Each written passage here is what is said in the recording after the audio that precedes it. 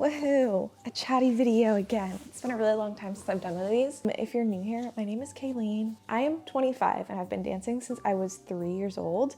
And the biggest thing I wish I could do that would really improve my dance journey is to just have been a lot more confident when I was between the ages of 10 to honestly 20. That's why I'm sharing this video with you today. I'm hoping you can learn from some of the mistakes that I made and have a more enjoyable and successful dance journey or career. My first piece of advice, it could get kind of deep very quickly, so hold on tight. But basically it is to think really hard about what it is that's making you not confident and then ask yourself why. And you need to do this because this is going to help you determine the most effective actions to become more confident. So for example, if you say that you're not confident because you struggle to pick up choreography, then we know that you need to start working on that skill of picking up choreography. Or if you think it's because you don't have good technique, then we can work on your technique. Sometimes it's a lot easier to fix our confidence problem than we think it is. We're just avoiding doing the thing. Stop avoiding your problems. However, it's not always going to be that simple, of course. So for some of us, your reason why you're not confident might be that you don't like feeling perceived by other people, or you worry a lot about how you're being perceived by other people. And that's not something we're going to be able to fix in the same way that you can improve certain skills. That is more of an underlying belief that you need to address. And I said this in the beginning, but you're gonna wanna ask yourself why. Why is it that you have this fear of being perceived by other people? Or why do you care so much about the feedback you're getting from other people? You're gonna have to sit and just keep asking why. If you continue to ask why, you're going to finally find that root cause of your problem. We can walk through a sample version of this with me right now. So for example, I say, I'm not confident because I'm just scared of what everyone else thinks about me and I don't want to mess up in front of other people. So then I would say, why? Why do you not want to mess up in front of other people? And then you might say, oh, because that's embarrassing. So then you can say, why is it so bad to be embarrassed? And then you have to really think about that. Why do I care if I'm embarrassed? Because I don't want to look dumb? And then it's like, why do you not want to look dumb? What's so bad about that? So you see, you just keep walking through why, until you realize that you're being kind of silly or irrational with not being confident, or I'm not trying to minimize anyone's fears here, but it could be something that is just like a deeply held belief that maybe comes from your childhood or like something in your family. Not to get all psychological and deep on you. I did warn you at the beginning though that might happen. Something that helped me is to journal. Maybe take a few days and every day write a little bit in your journal about this issue that you're having, or just over time, start journaling every day.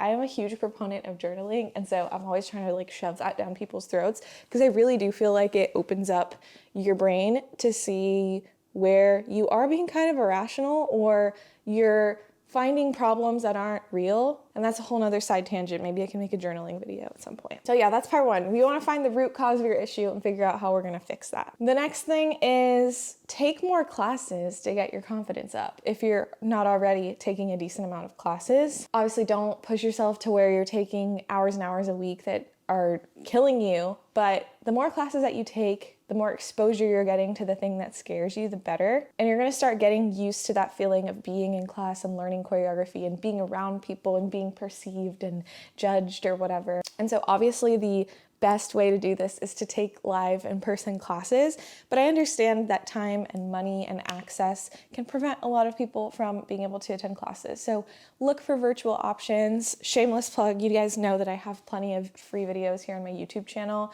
with choreography and classes and things like that. And then there's plenty of other YouTubers as well as like subscription services for dance classes that honestly, the ones I've looked into have been decently affordable. The point is you need to get exposure to the thing that scares you so that you can get over it. I normally don't like the advice, fake it till you make it, but it actually can apply pretty well here because like I said, confidence is like a muscle. Every time you act confident, even if it feels a little forced and fake, it's going to be a little bit easier to do it again the next time. And if it were me, because I'm a chicken, I would take some more beginner level classes or like a level down from what you might think you should be at, because I can just, put you a little bit more at ease in the classroom setting, make you feel like you are a decent dancer. That's what I did when I was coming back from several months of not dancing last year after an injury. I first was just taking virtual classes, And then I started getting into more beginner level classes at studios near me. And you know, like the sense of community you get in these classes and finding a really comfortable environment is really helpful to sort of lift you up and prepare you to go into those harder classes. Because for me, I didn't want to get my ego and my confidence shot right away. I wanted a little bit of prep time. By all means, if you feel like you can just jump into the whatever advanced class, go for it. But I'm just saying that might take you the opposite direction and really discourage you. So be careful. The other thing you should think about is to realize the potential reward from being confident and putting yourself out there really outweighs the risks. The only way that you can progress is to take action and to put yourself out there. When you put yourself out there, really the only downside or potential risk is that you're gonna mess up or you're gonna be judged or people are gonna look at you a certain type of way, right? But there are so many potential benefits. For one, every time that you put yourself out there and you try, you're going to learn something new and you're going to improve. There's this quote from Julia Cameron in The Artist's Way, which I have right here. Here it is. There will be many times when we won't look good to ourselves or anyone else. We need to stop demanding that we do. It is impossible to get better and look good at the same time. And that one just really struck me, you know, because it's true. You don't get better when you're being perfect. Like, you get better when you make mistakes and you try and you fail.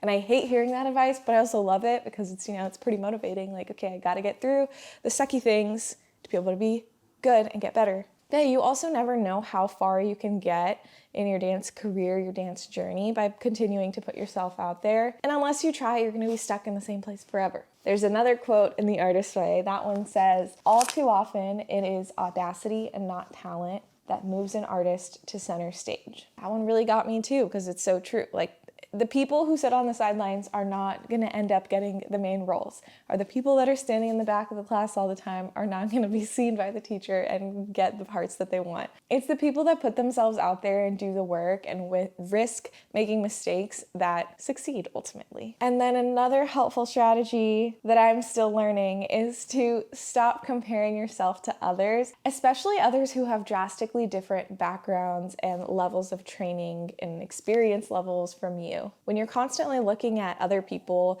and how you stack up to them, it can really derail you from the progress that you're making. It's great to look at others for inspiration and to be able to set goals for yourself, but it's just frankly a waste of energy to sit there and compare yourselves to people and knock yourself down because you don't look like them or you can't do the same things as them.